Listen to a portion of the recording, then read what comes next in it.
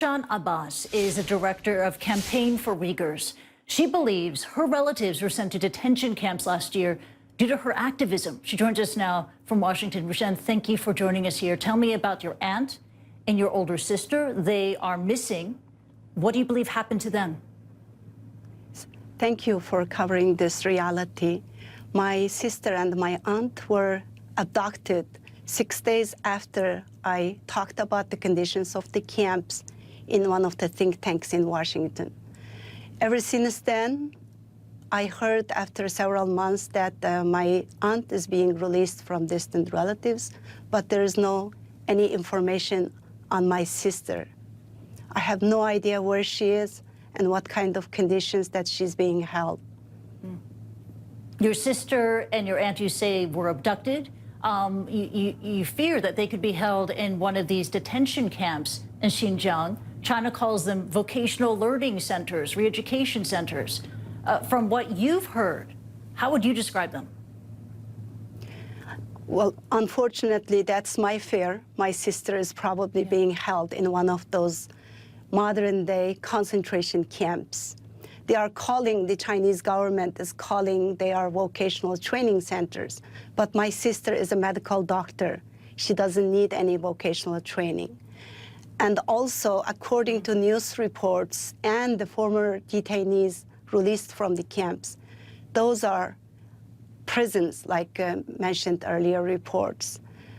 People being detained there are facing forced indoctrination, mental and physical abuse, taking unknown medications forcefully, and they are subjected to sleep and the food deprivations, being fed only 600 calories a day, and there are a lot of deaths, and nobody's seeing the bodies. Crematoria are being built around the camps.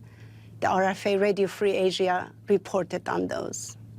And almost prison-like conditions have been described outside these camps, with reports, as we heard from Matt Rivers, then, of 24-hour surveillance and tight societal controls. How would you describe daily life for Uyghurs and Muslims out and about in Xinjiang? What is it like for them? The entire region is facing a police state conditions.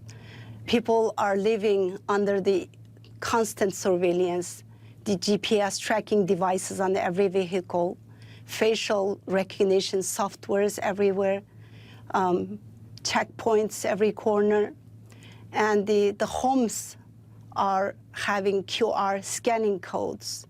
And also, the Chinese government reported on their own media that there are 1.1 million Han Chinese cadres moved into Uyghur homes to monitor their daily lives.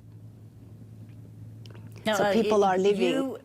Yes, and because of the situation and the fact that your relatives, your sister and your aunt are missing, you continue with your activism.